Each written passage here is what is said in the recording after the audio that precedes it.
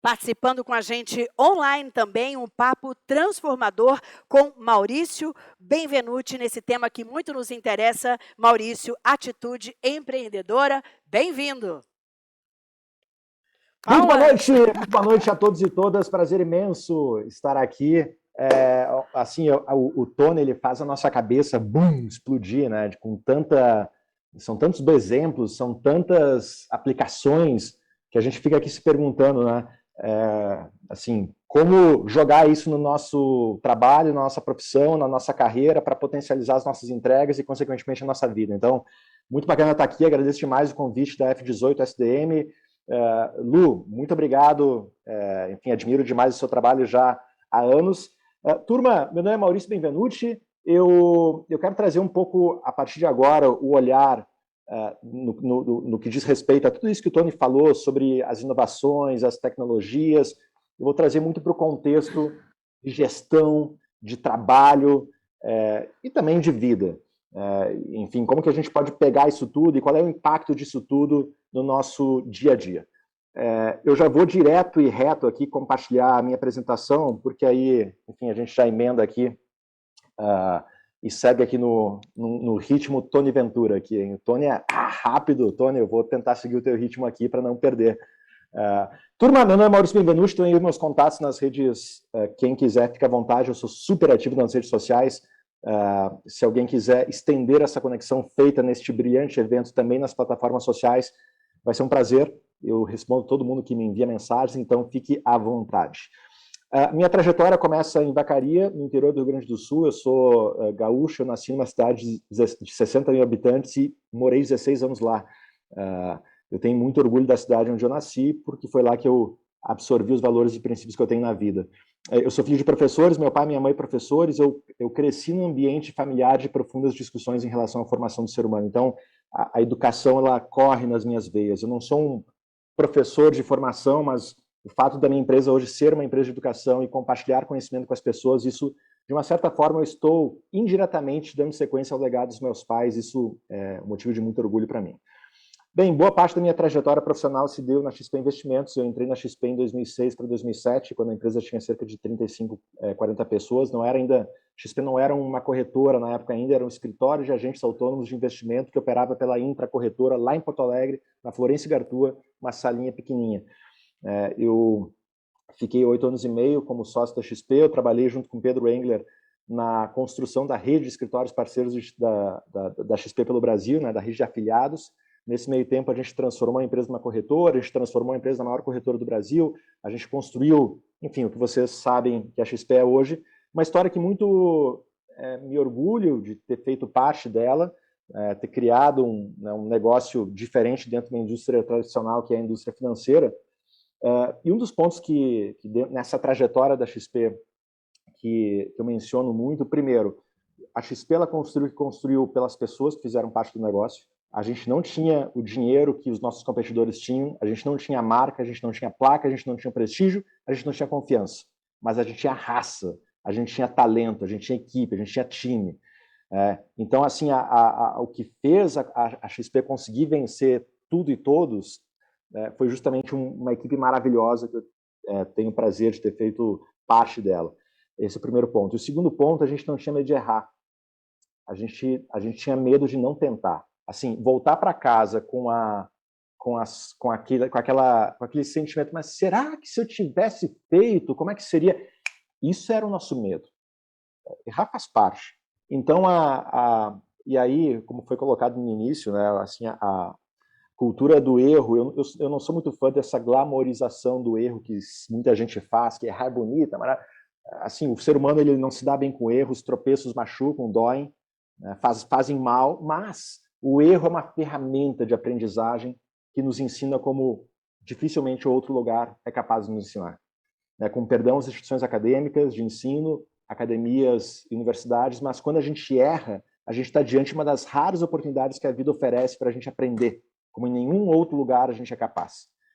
E a gente na XP, a gente fazia, lançava, testava, errava, aprendia, ia de novo. Então, depois quando eu fui conhecer, em 2018, quando eu fui para a Copa do Mundo na Rússia, meu voo fez escala em Helsinki, na Finlândia, Aí eu descobri que na Finlândia existe o dia 13 de outubro, é um dia no calendário finlandês que eu vi lá quando eu peguei o calendário de National Failure Day, o Dia Nacional do Erro. Dia 13 de outubro. Aí eu fui pesquisar com as pessoas lá, perguntar o que é isso, e falaram, poxa, é o Dia Nacional da Falha. Um país como a Finlândia, que goza de todos os bons indicadores que possam existir, por que ela se permitiria colocar no seu calendário um dia para, entre aspas, valorizar o erro? E aí eu perguntei para a recepcionista do hotel lá onde eu estava, mas por que vocês fazem nesse dia? E ela falou, olha, esse é um dia onde centros de convenções, escolas, programas de TV, empresas se fazem atividades para como eu encaro o erro no processo de aprendizagem. E aí o motivo dessa data ter sido criada foi porque há 15 anos atrás os jovens da Universidade de Helsinki começaram a questionar o governo de que, olha, a Finlândia é uma sociedade muito, muito aversa a risco, muito baseada em nome e sobrenome. Isso, cara, se a gente quiser construir os empregos do amanhã, enquanto nação, a gente vai ter que se permitir tomar risco, a gente vai ter que se permitir muita coisa que hoje a nossa sociedade meio quadrada aqui, ela não se permite. E aí criaram esse dia justamente para ser o dia para falar sobre isso. Então, The National Failure Day, Dia Nacional do Erro, Dia Nacional da Falha, dia 13 de outubro, calendário finlandês, e isso foi algo que a gente viveu muito na XP, todos os dias, fazendo do erro uma ferramenta de aprendizagem. Bem, pouco depois dessa foto aí, em 2015, eu decidi sair da XP e eu tirei um período da minha vida para me reinventar. E aí, nesse período, eu troquei o Brasil pelo Vale do Silício. Eu fui para São Francisco, que é essa cidade que você enxerga aí na tela, e o Vale do Silício, que o Tony mencionou algumas vezes, para quem não é tão familiar, o Vale do Silício é uma região na Califórnia, que é um estado americano, que nas últimas 6, 7 décadas construiu boa parte das tecnologias que o mundo consome. Boa parte das ferramentas que o Tony mostrou nasceram no Vale. No Vale do Silício nasceu os semicondutores de silício, que deram origem aos computadores, o computador pessoal, a Apple, o Google, o Netflix, Tesla, GoPro, PayPal, Airbnb, WhatsApp, Instagram. Cara, mas assim, é tanta empresa que, de uma certa forma, faz parte das nossas vidas e que muitas romperam as suas indústrias globalmente e nasceram nesse lugar. E olha só que interessante. Por que eu estou contando essa história aqui da minha vida? Porque quando eu cheguei no Vale, eu tinha 33 anos em 2015, eu considerava meus estudos bons. Graduação na PUC, pós-graduação, fiz MBA da FGV, participei da construção da XP, uma empresa de relativo sucesso no Brasil. E aí, na minha doce ilusão, com 33 anos, com esse background, eu desembarquei no Vale achando que eu fosse ensinar. Eu vou ensinar para essa turma aqui, né? E quando eu cheguei lá e me deparei com essa turma de profissionais por trás desses negócios que eu mencionei, que estão rompendo indústrias seculares em questão de anos, e quando eu comecei a ver que essa turma vem com conceitos de construção e gestão de negócios muito diferentes aos que nós todos aqui aprendemos nos nossos cursos de administração e gestão de empresas, para mim, Maurício, quem tem que aprender aqui é você.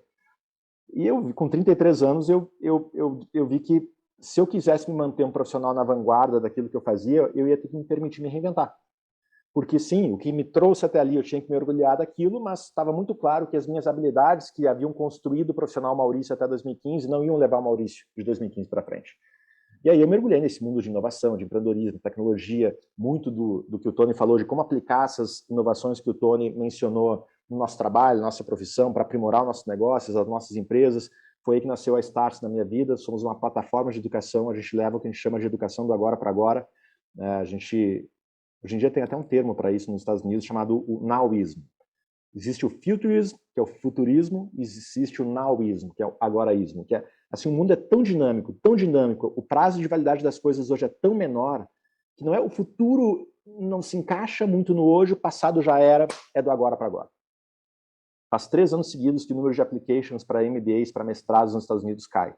Porque meu amigo, minha amiga, tomar uma decisão hoje de fazer um mestrado, se dedicar 2 anos intensos ao estudo, é uma decisão difícil pra caramba, porque em 2 anos o mundo muda.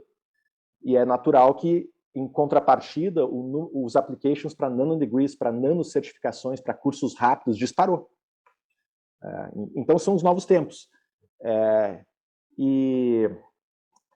Enfim, então esse é o nosso papel enquanto empresa. A gente faz isso do nosso escritório. A gente tem uma base no Vale do Silício, a gente tem outra base na China, a gente tem uma base em Portugal, a gente tem uma base em Miami, que a gente abriu agora, e em São Paulo, Brasil. A gente conecta esses ecossistemas de inovação com profissionais como vocês, com empresas do Brasil todo, para capacitá-los e, consequentemente, para aprimorar a nossa economia.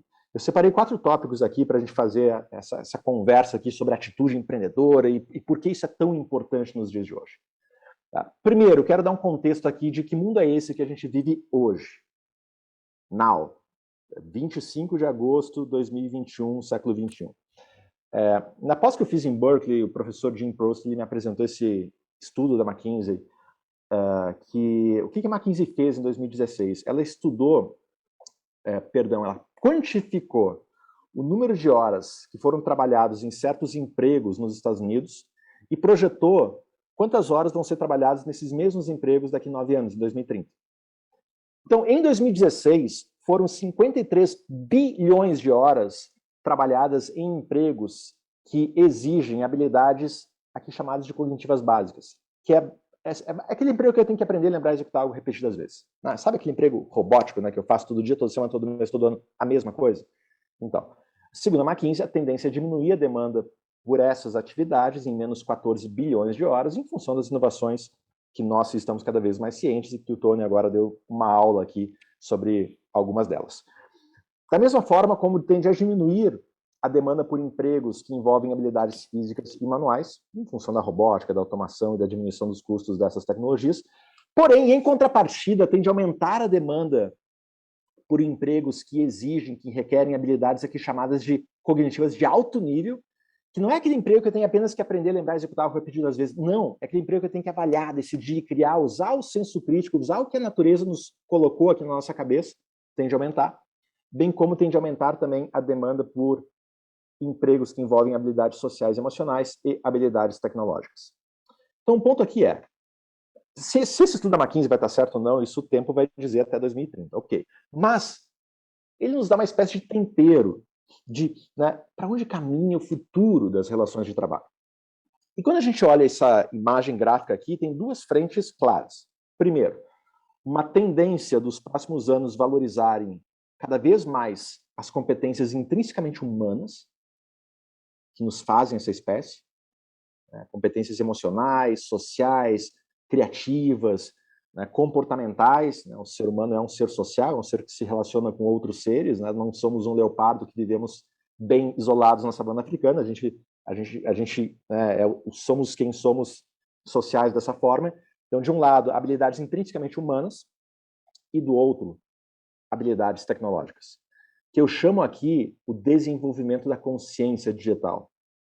O Tony muito bem colocou, pensar digitalmente. Turma, a consciência digital é, na minha visão, a matemática desse século. Assim como todo mundo aqui teve que aprender a fazer conta, somar, diminuir, multiplicar, dividir para poder trabalhar e sobreviver, hoje é imprescindível, não precisa ser um expert, não, mas imprescindível hoje, minimamente, eu compreender como é que o online potencializa o offline, como é que o digital potencializa o analógico.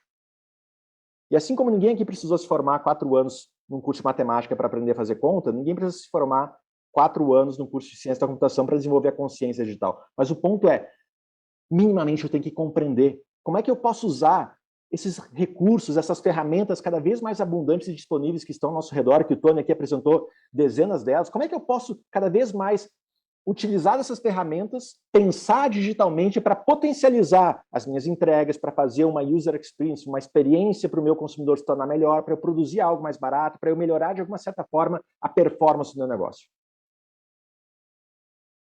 Consciência digital. Matemática desse século. Então, enfim, isso vale para qualquer indústria. Tem um grande amigo meu chamado Robson Capasso, que é um médico formado no Paraná, que se especializou em Stanford. Hoje ele é médico do Hospital de Stanford, ele também é professor da Escola de Medicina de Stanford. Stanford é uma das universidades do Vale do Silício. E ele comentou numa das turmas que ele é instrutor da Start University, do nosso braço educacional no Vale do Silício, e numa das turmas em 2019 ele comentou, olha, a gente mudou o currículo de medicina em Stanford e a gente adicionou em 2018 a cadeira de Data Science, de ciência de dados. Alunos da Escola de Medicina de Stanford estão estudando ciência de dados.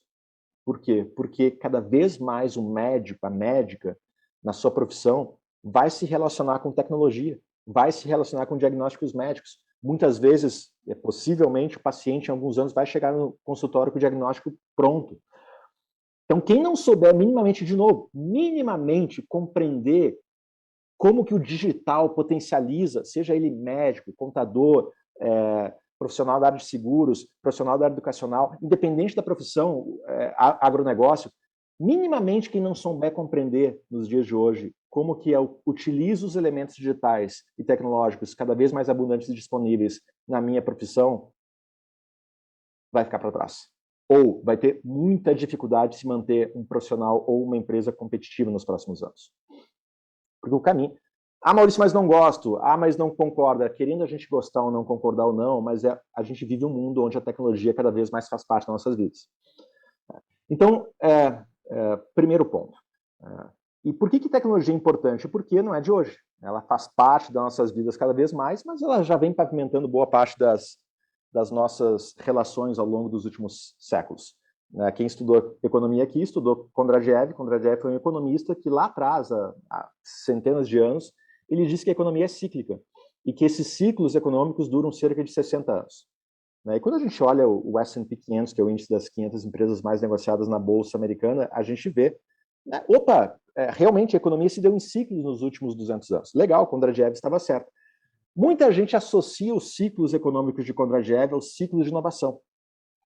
E quando a gente faz essa associação, nos últimos 200 anos, também fez sentido. Então, embaixo você está vendo em amarelo os ciclos econômicos e em cima os ciclos de inovação. A estrada de ferro, a eletrificação, a petroquímica. Legal, também fez sentido. Porém, esses ciclos não acontecem mais de 60 em 60 anos. 50 em 50, 40 em 40, 30. Esses ciclos de inovação são cada vez mais curtos. E é por isso que hoje é tão latente, é tão gritante, é tão evidente a necessidade de empresas e profissionais buscarem requalificação, buscarem transformação digital, buscarem... Por quê? Porque estamos vivendo uma era de transição de ciclos. E essas eras de transição de ciclos, que no passado demoravam 60, 50, 40 anos, vão acontecer em um tempo cada vez menor. Muita gente fala que essa era que a gente está vivendo agora, que se encerrou, o ciclo da tecnologia se encerrou nos últimos 5 anos, a gente entrou no que muita gente chama do ciclo das data-driven company, do uso dos dados como matéria-prima para tomada de decisões. Muita gente fala que esse ciclo vai durar aí mais 15 anos, até 2030, 35 no máximo, e a gente já vai dar entrada a um novo ciclo que alguns acreditam ser o ciclo da computação quântica, que vai levar a velocidade de tudo que a gente faz para patamares que a gente nem imagina.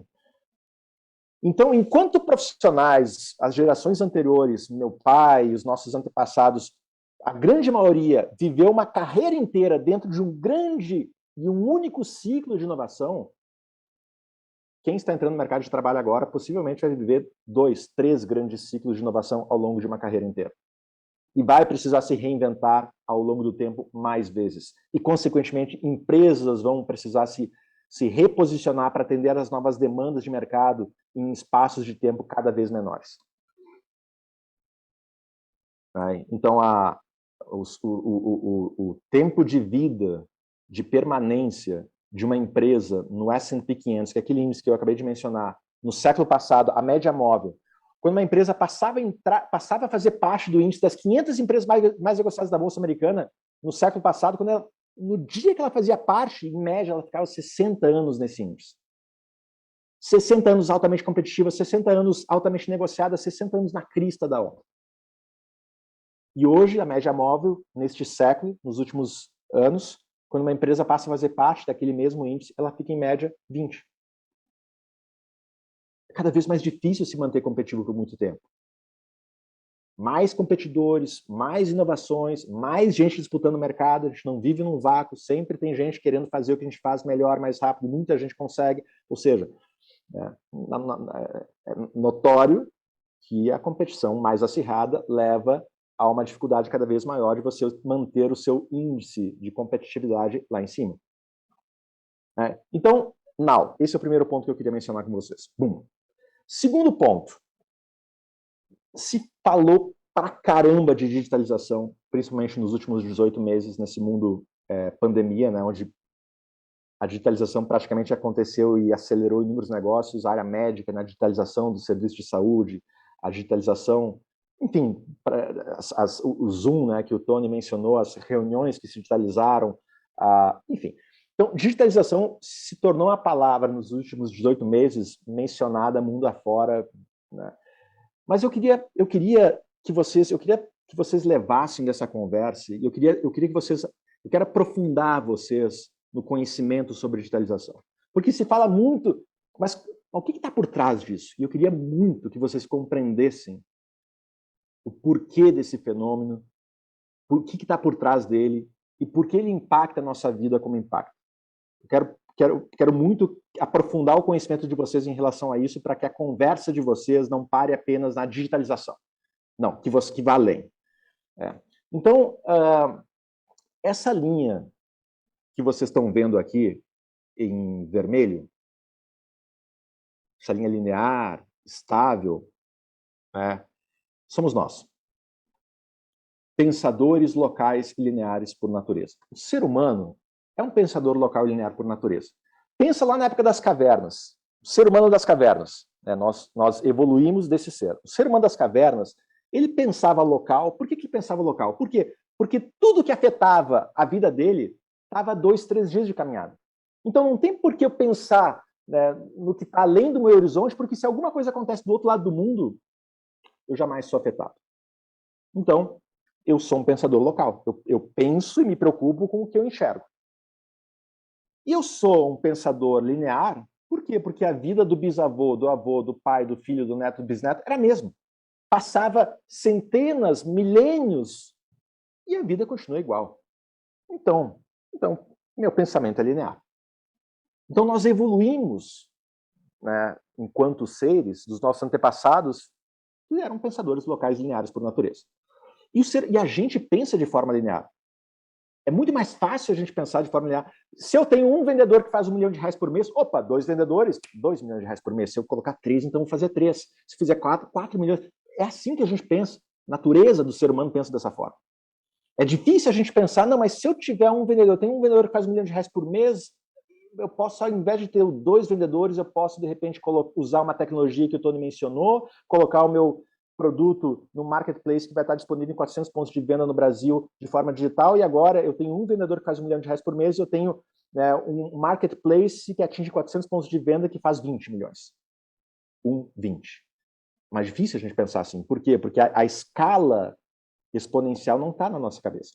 Então, evoluímos de seres que pensam local e linear por natureza. E essa linha amarela, que é a linha exponencial que você vê nesse gráfico, é a linha da tecnologia que vem pavimentando boa parte da construção que o mundo consome nos últimos anos. E essa curva, né, a tecnologia, ela não tem uma característica local e linear.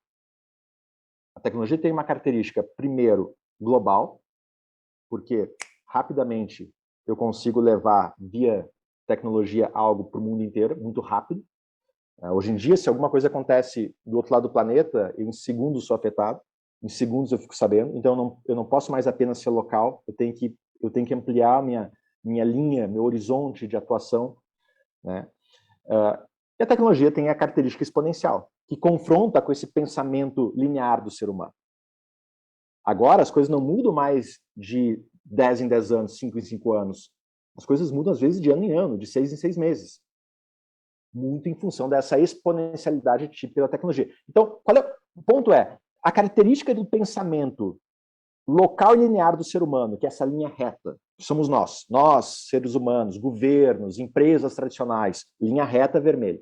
Esse pensamento local e linear, típico de nós, está sendo confrontado cada vez mais por essa linha amarela, pela característica global exponencial da tecnologia, que vem pavimentando boa parte das grandes inovações que mudaram o mundo nos últimos 15, 20 anos.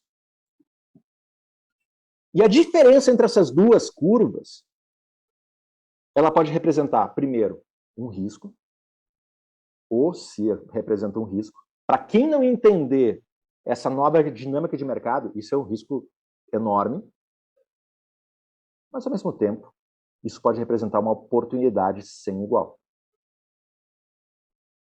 incrível, maravilhosa. Se eu entender minimamente como trafegar, como navegar nesse mundo onde eu consigo, via consciência digital, entender minimamente tecnologia para potencializar o meu negócio, minimamente, se eu compreender isso, isso pode representar uma oportunidade épica. E é o que a gente tem visto nos últimos anos.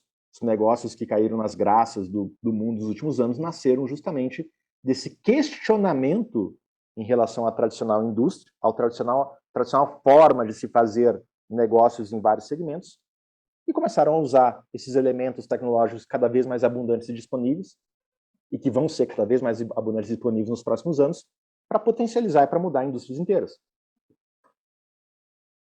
Só ver o que Netflix fez com Hollywood, é só ver o que a Spotify e iTunes fez com a indústria da música, é só ver o que Airbnb fez com a indústria de hotéis, é só ver o que Uber fez com a indústria de transporte individual de passageiros. Então, assim, eu queria muito que vocês ficassem com esse, assim, com essa diferença aqui na cabeça. Mas, Maurício, como é que se comporta essa curva exponencial? E aí é o seguinte, a Singularity University, que é uma universidade que nasceu no Vale do Silício dentro da NASA, eles fizeram um estudo de empresas que nasceram digitais ou que eram analógicas e se transformaram em digitais ao longo dos anos, e eles tentaram encontrar um padrão. Cara, será que existe um padrão de crescimento entre esses negócios que são digitais ou que se tornam digitais? Será que eles trilham a mesma curva de crescimento? E aí eles conseguiram encontrar um padrão e eles batizaram esse padrão de 6Ds do crescimento exponencial. Ou seja, se você tem um serviço ou um produto digital, ou uma empresa digital, ou se você vai criar algo digital, provavelmente esse teu algo digital vai crescer, vai evoluir ao longo do tempo, passando por essas 6 etapas. Onde, obviamente, a primeira etapa é o D da digitalização. Ou seja, quando você transforma um conjunto, algo analógico, num conjunto de bits, de 0 e 1, você digitalizou. E se você digitalizou, você trilha a curva do crescimento exponencial. É muito fácil a gente perceber, e a grande maioria das pessoas percebe, que o texto foi digitalizado.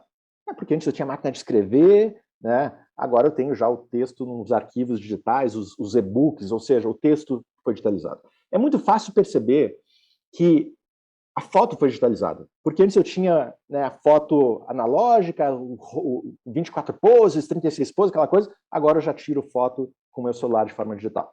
É fácil perceber que o vídeo foi digitalizado, porque antes eu tinha, né, aquela filmadora gigante, a fita de VHS, agora eu já filmo de forma digital. É fácil perceber que a música foi digitalizada, porque antes eu tinha o LP, o CD, agora a música é um conjunto de bits de 0 e 1, um arquivo MP3 digital. A grande maioria das pessoas percebe que texto, foto, vídeo e música foram digitalizados.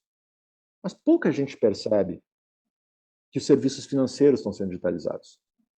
Porque a partir do momento que eu tenho um sistema baseado em inteligência artificial, que foi uma das tecnologias que o Tony apresentou, né, e esse sistema ele começa a entender o comportamento do Maurício, ele começa a identificar, né, o padrão de consumo do Maurício, e com base nessa identificação, esse sistema faz uma oferta de um produto financeiro. Esse sistema, ao invés de um assessor financeiro, por exemplo, humano, eu estou digitalizando parte do serviço financeiro. Eu tive uma palestra com o diretor de produtos da BMW em 2016, lá no Vale, e ele falou, olha, a gente tinha uma peça que a gente fabricava, colocava embaixo do para-choque de um dos nossos carros, que era feito na China. Essa peça saía da fábrica, ia para o porto, entrava no container, ia para o navio, fazia todo o trajeto, ia até a Alemanha, tirava do navio, tirava do porto, transportava, colocávamos no estoque, e quando a gente produzia, tirava do estoque e colocava no carro. Aí a gente montou, numa área da nossa empresa, uma seção com impressoras 3D, que é uma das tecnologias exponenciais. E agora a gente faz essa peça on demand. Vão ser 100 carros produzidos hoje, a gente fabrica 100 peças. E aí, toda essa estrutura, a fábrica na China, a logística, tudo isso, entre aspas, deixou de existir, foi digitalizado. A matéria deixou de existir, se digitalizou. E agora, na pandemia, a digitalização de parte dos serviços médicos, ou seja, praticamente todos os setores da economia, de forma mais ou menos intensa, estão sofrendo o fenômeno de digitalização. Todos, sem exceção. Alguns mais, outros menos. Só que o ponto é, quando algo é digitalizado, a primeira experiência tende a ser muito ruim.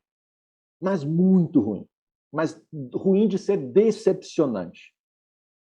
Quando eu comparo uma novidade que surgiu no mundo digital com o que já existe de forma analógica, a tendência é, caramba, cara, isso aqui é muito ruim quando eu comparo com o analógico. É quando Steven Sense, na década de 60, na década de 70, criou a câmera digital dentro da Kodak lá. Cara, era uma câmera digital do tamanho de uma caixa de sapato, que foto preto e branco, um borrão, a qualidade péssima. Cara, assim, caramba, por mais que a foto tivesse sido digital, por mais que tivesse inventado a foto digital, caramba, quando eu comparo a foto digital com o analógico, com a foto tirada da câmera, meu amigo, isso aqui é de se dar vontade de chorar de olhar esse negócio aqui. É tão decepcionante que, meu amigo, isso aqui parece que...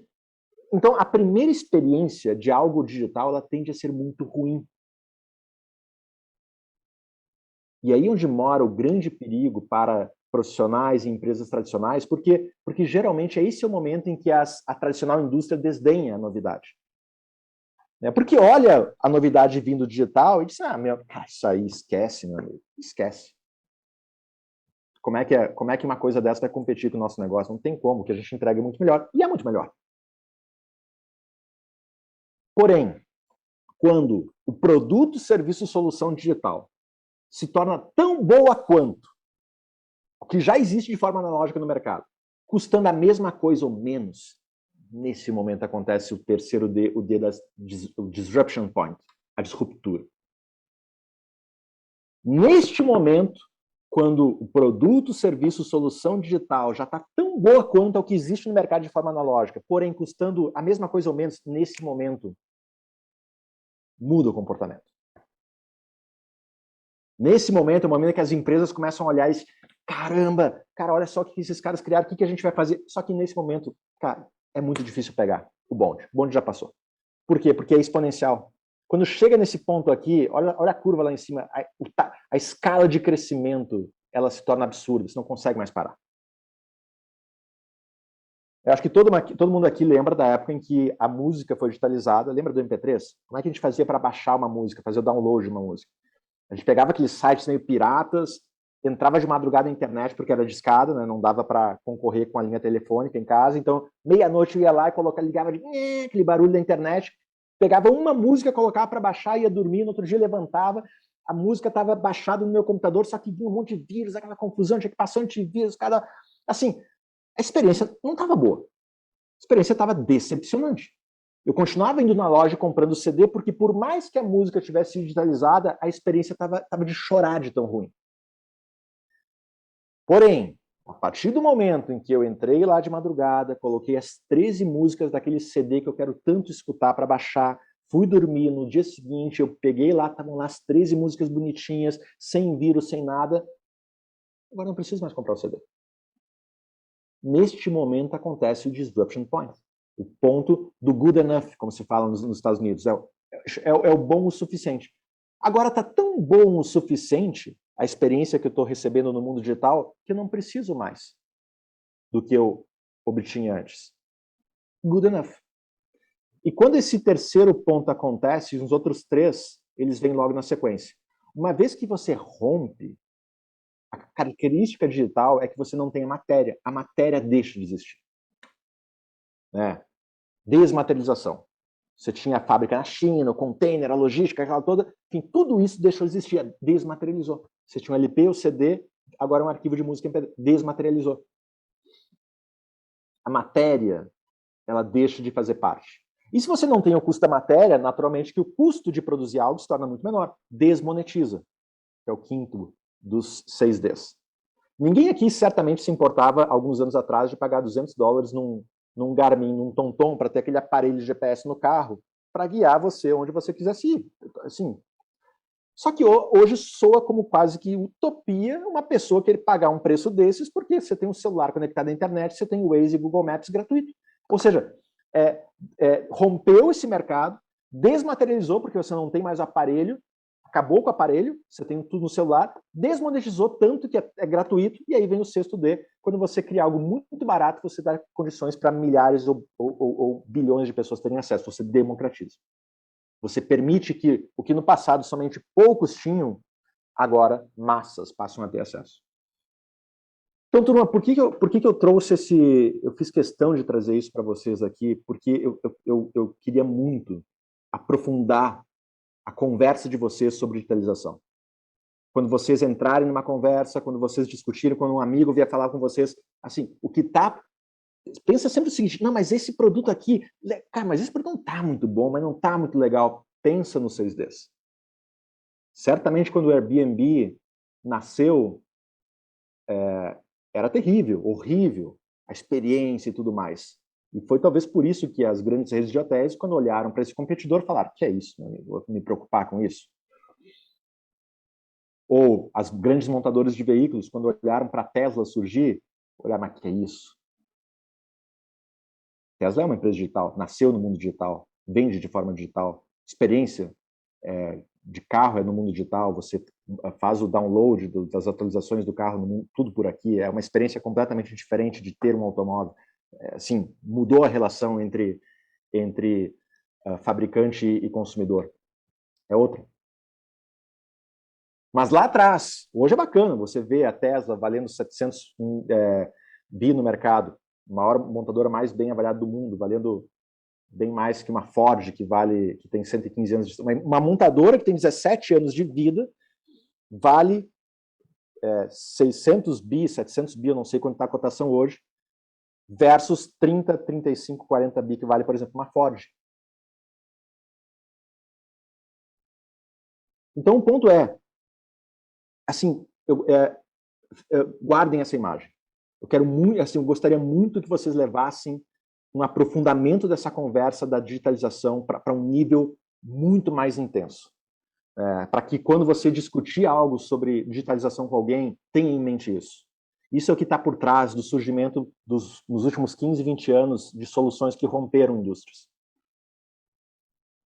No Brasil, vocês devem estar vendo aí Quinto Andar, uma empresa, a maior imobiliária digital da América Latina, acabou com o fiador, aquela história toda. Quando nasceu, as grandes imobiliárias nem deram bola, óbvio. Digitalizou, que é isso, ruim, agora está aí. E assim, N exemplos, N. Então, digitalização. É por isso, tudo eu estou falando aqui, por quê? Porque assim, esse é o mundo que a gente vive. Se a gente não compreender isso, se a gente não tiver essa atitude de querer minimamente aprofundar sobre esse mercado, como é que eu aplico isso no meu negócio, como é que eu aplico isso na minha profissão, como é que eu entendo isso para potencializar minhas entregas, como é que eu tenho uma atitude de empreender a construção e desenvolvimento da minha própria...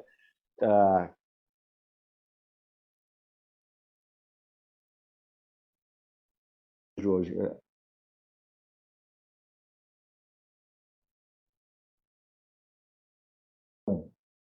Você Probleminha. pensar... Oi, Maurício. Oi. Agora sim.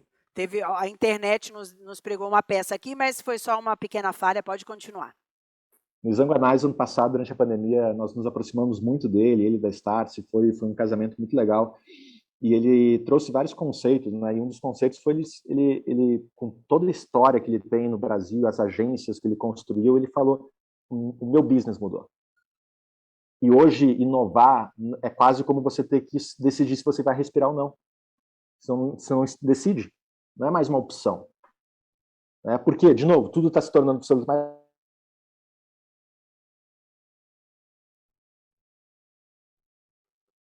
Probleminha no áudio, na conexão, na verdade, né? Só um minutinho.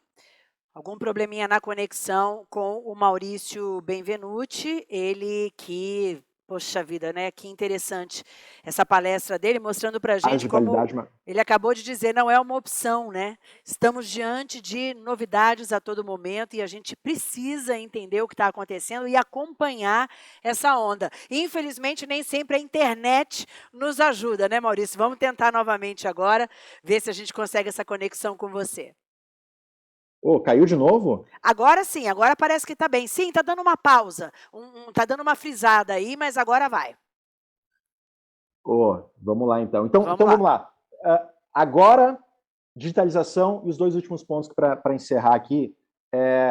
Então, é natural que com essa mudança de mundo, com essa mudança nas coisas, não dá para eu pensar em fazer a gestão da minha profissão, do meu negócio, seja ele qual for, da maneira como se fazia 30 anos atrás, da maneira como talvez você e eu, a gente aprendeu.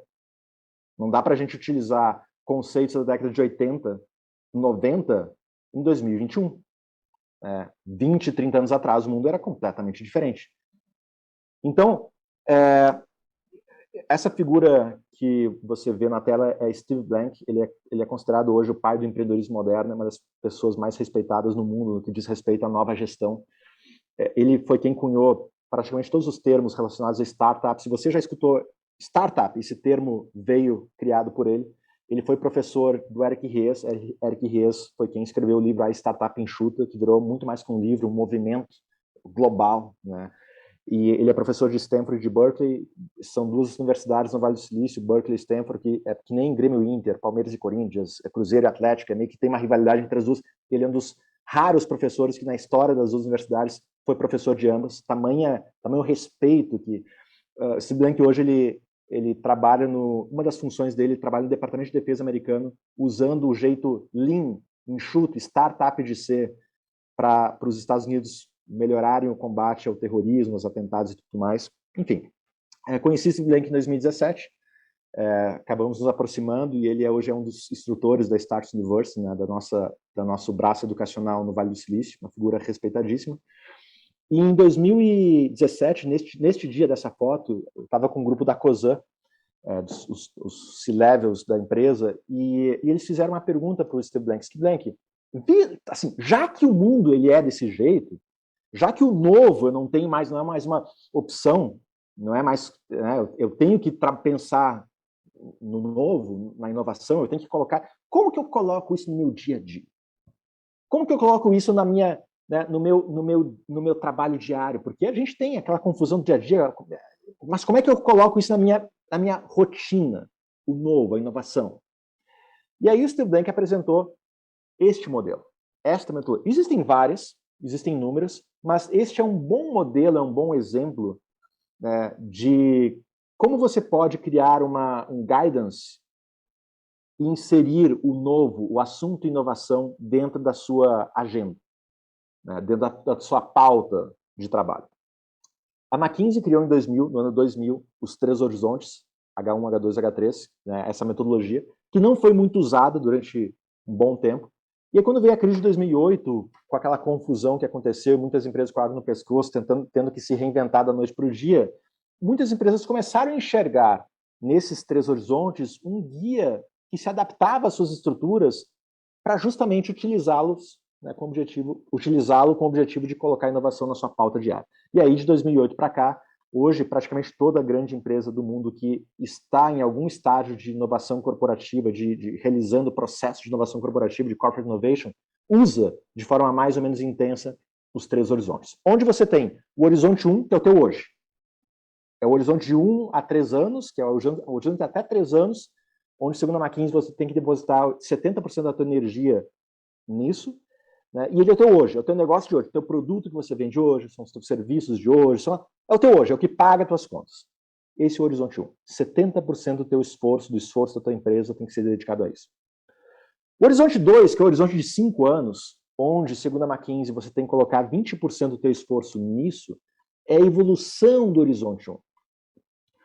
Como que eu posso usar uma nova tecnologia para aprimorar uma entrega para o meu cliente? Como que eu posso usar uma das ferramentas que o Tony apresentou para diminuir os custos de produção de algo?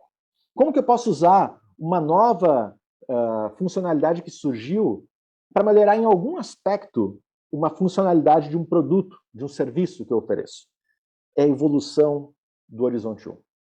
E o horizonte 3, que é o horizonte de 10 anos, que segundo a McKinsey você tem que depositar 10% do teu tempo, do teu esforço, do teu suor, da tua energia nisso, é o moonshot. É a completa disrupção do teu negócio. É o extremo do que você faz. Tão extremo que talvez o horizonte 3 é o que você vai fazer, que vai matar o teu horizonte 1 para construir a tua empresa do amanhã. H3. Então, enfim, eu me envolvo com inúmeras empresas, pequenas, médias e grandes, em processos de inovação corporativa, e é quase como um padrão. A grande maioria delas utiliza como base do seu escopo de trabalho esses 3 horizontes, que é uma forma de você colocar o novo dentro da pauta diária de discussões. E aí, para dar um exemplo, vou dar um exemplo de uma empresa que todo mundo conhece aqui, que é o Facebook. Em 2016, 5 anos atrás, o Mark Zuckerberg, fundador do Facebook, apresentou o roadmap para os próximos 10 anos do Facebook, utilizando justamente os 3 horizontes da McKinsey. E olha que interessante é analisar este gráfico hoje, 2021, 5 anos depois da apresentação desta imagem. Olha que interessante. Lá em 2016, olha o horizonte 1 do Facebook. O que é o horizonte 1 do Facebook? 70% da energia do Facebook é gasta onde? No Facebook. Esse é o nosso horizonte. Isso é o que paga nossas contas. Está aqui a nossa energia. 70% de toda a nossa força, energia, suor, recurso, preocupação está sendo gasta aqui e investida aqui. Esse é o horizonte 1. Horizonte 2, horizonte de 5 anos. Ou seja, olha a visão lá atrás do Facebook, em 2016, para o Facebook hoje, em 2021. Olha que interessante. Olha o Instagram. Olha a potência que virou o Instagram. Olha o WhatsApp e tudo que está acontecendo com os meios de pagamento. E olha a ferramenta de vídeo do Facebook, onde quem gosta de futebol deve ter visto na última temporada da Libertadores da América algumas partidas da Libertadores sendo transmitidas pelo Facebook. Horizonte 2, uma evolução do horizonte 1.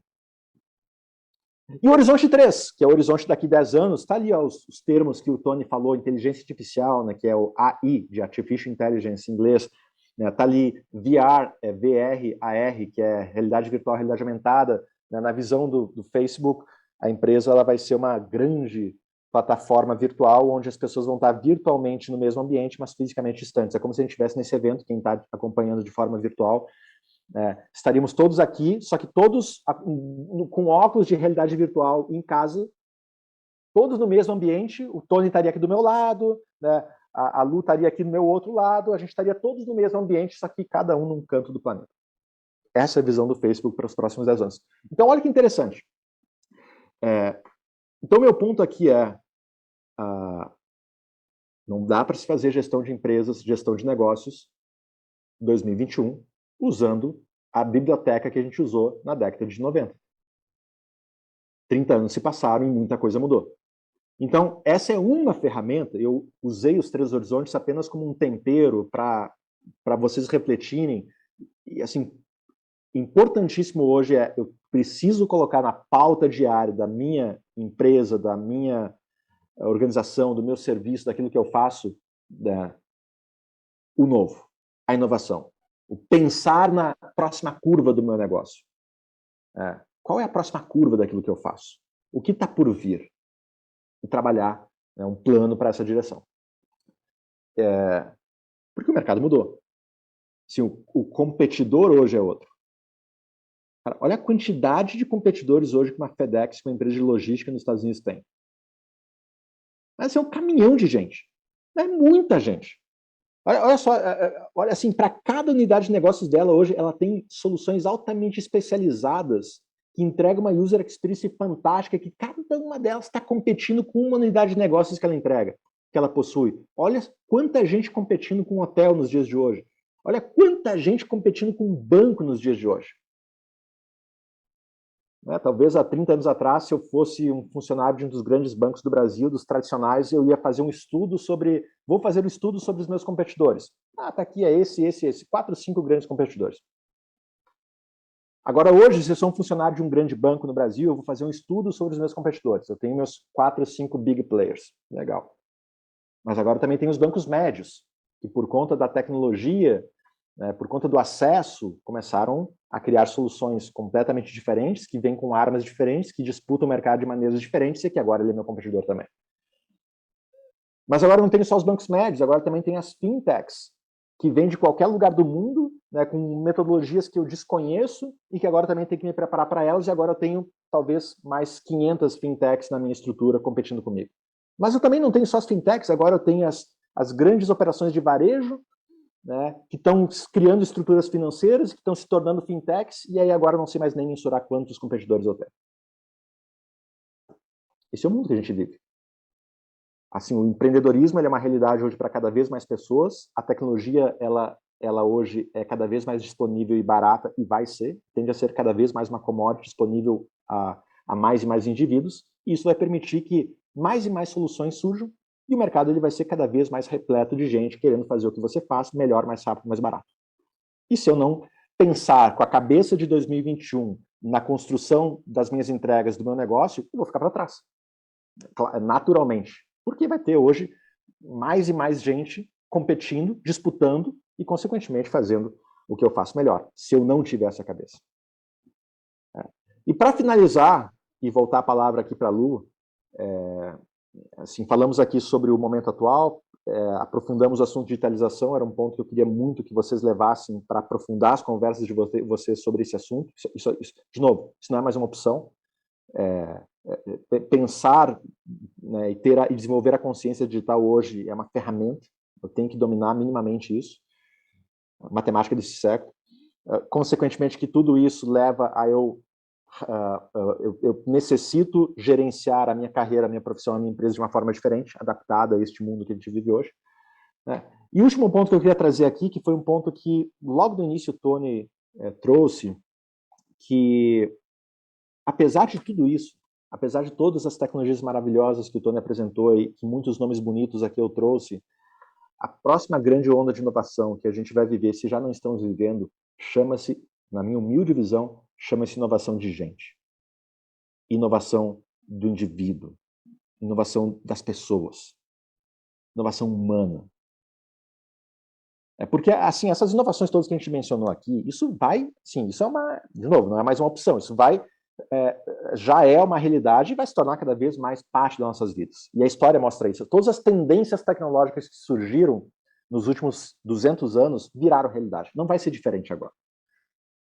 Porém, é a nossa capacidade, enquanto indivíduos, de ter humildade para reconhecer isso, ponto 1, e depois de ter humildade para reconhecer isso, para reconhecer que talvez o que me trouxe até aqui não vai me levar daqui para frente, que eu tenho que ser humilde o suficiente para aprender coisas novas. Primeiro, humildade, e depois, a minha capacidade de começar a olhar para o meu redor, encontrar elementos para potencializar o meu emprego, a minha profissão, a minha atividade, a empresa que eu represento, o cliente que eu atendo.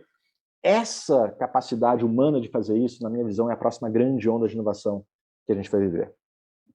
Eu moro no Vale do Silício, né, esse ecossistema de inovação que produziu nos últimos 60, 70 anos boa parte de tudo que a gente está falando aqui, e muita gente acha que o Vale do Silício é tecnologia pura.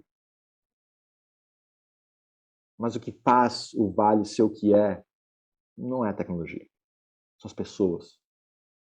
Assim, eu já recebi a Startse, que é a minha empresa, a gente já recebeu mais de 7 mil brasileiros e brasileiras nos programas que a gente desenvolve no Vale, desde pequenos microempreendedores até CEOs de grandes corporações do Brasil inteiro, listadas em bolsa, governadores de estado, políticos, assim, gente de... E no primeiro dia do programa, eu sempre questiono as pessoas, o que te trouxe até aqui? E as pessoas falam assim, Maurício, a maioria, Maurício, cara, eu vou todo o Vale do Silício, vou ver carro na rua sem motorista, vou ver drone nos ares, vou ver inteligência artificial, impressora, vai ser incrível a experiência que eu estou para viver nos próximos dias. Legal. Tudo isso faz parte da experiência Vale de ser, se vê isso nas ruas. Mas quando chega no último dia e eu volto o questionamento, o que você leva, meu amigo, minha amiga, do que você viu aqui para o Brasil? Maurício não é a tecnologia que faz esse lugar. De longe na tecnologia, que faz esse lugar ser esse pulmão de inovação em série, que produz inovação há praticamente 6, 7 décadas, são as pessoas. É o perfil inquieto, questionador, interrogador das pessoas que estão aqui. É isso que faz esse lugar. A tecnologia, se fosse a tecnologia, eu dava um Ctrl+C, Ctrl+V na tecnologia do Vale e copiava para qualquer lugar do mundo. Mas por que não se copia ecossistemas de inovação por aí? Porque é essencialmente feito de um comportamento humano, de gente. E, consequentemente, o que você faz, as premissas para você criar uma região, são premissas para você criar um negócio. Por que existem negócios inovadores e negócios que param no tempo? É gente. Capital humano. Pessoas. Né? Então, eu sempre gosto de falar e trazer dados para fundamentar as coisas. Surgiu um estudo recentemente que buscou identificar qual era o background dos grandes líderes, das grandes empresas do mundo nos últimos 90 anos. Então, lá na década de 30, quando basicamente eu, enquanto empresa, só tinha que produzir um produto e vender, era muito comum os profissionais de vendas ganhar destaque, né? Porque venda, os profissionais de venda ganhavam destaque e muitos viravam presidentes de empresas. Então foi muito comum ver na década de 30 o perfil de vendas nas grandes lideranças do mundo. Pós-guerra, década de 50, o mercado consumidor começou a amadurecer, as pessoas começaram a exigir mais do que simplesmente preço de produtos e serviços, Então o mercado amadureceu e as lideranças tiveram que amadurecer também.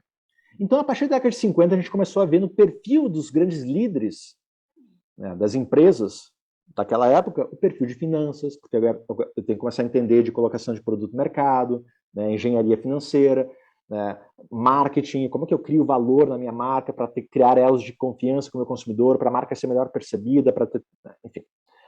Década de 80, com a explosão da tecnologia, né, e muito do que a gente está mostrando aqui surgiu da década de 80 para cá, e as pessoas começaram a ter um computador em casa, e as empresas começaram a ter data centers para... Enfim, tecnologia passou a garantir e conferir uma vantagem competitiva enorme para as empresas, né, que adotaram a tecnologia. Hoje, a tecnologia ela não é mais ela é uma condição, né, muitas vezes, para você existir. Mas na década de 80, você ter a melhor tecnologia te garantia uma vantagem competitiva.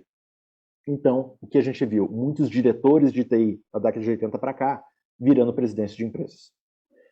Porém, o que começou a acontecer de 2000, 2005 para cá? A gente começou a ver, né, o ingresso na liderança de grandes empresas do mundo de pessoas que vieram de uma área diferente de todas essas que foram comuns nas lideranças do mundo desde a década de 30, que foi justamente o perfil orientado a pessoas. Ou seja, de 2000 2005 para cá, não é uma tendência, não dá para cravar, não é... Mas como nunca antes, nos últimos 90 anos, a gente começou a ver de 2000 2005 para cá, gente que estudou gente uma vida inteira assumindo a liderança de grandes corporações. Ou seja, diretores de RH virando presidentes de empresas. Diretores de gente de gestão assumindo a liderança de grandes corporações. E para mim isso, eu não estou dizendo que os líderes têm que vir na área de RH, não é isso. Mas o ponto é, quando mais e mais pessoas estão assumindo a liderança de grandes empresas e vêm com um perfil de gente muito, muito, muito, muito sólido dentro de si, para mim isso mostra o que é importante nos dias de hoje dentro de uma estrutura corporativa. Gente, você não constrói uma empresa, você constrói um time, e o time constrói a empresa. Você não constrói uma empresa, você constrói um time, e o time constrói a empresa. Muitas vezes as pessoas invertem esses conceitos. Vou criar um projeto, blá, blá, blá, e depois eu pego as pessoas. O time que você tem de ter empresa que você é.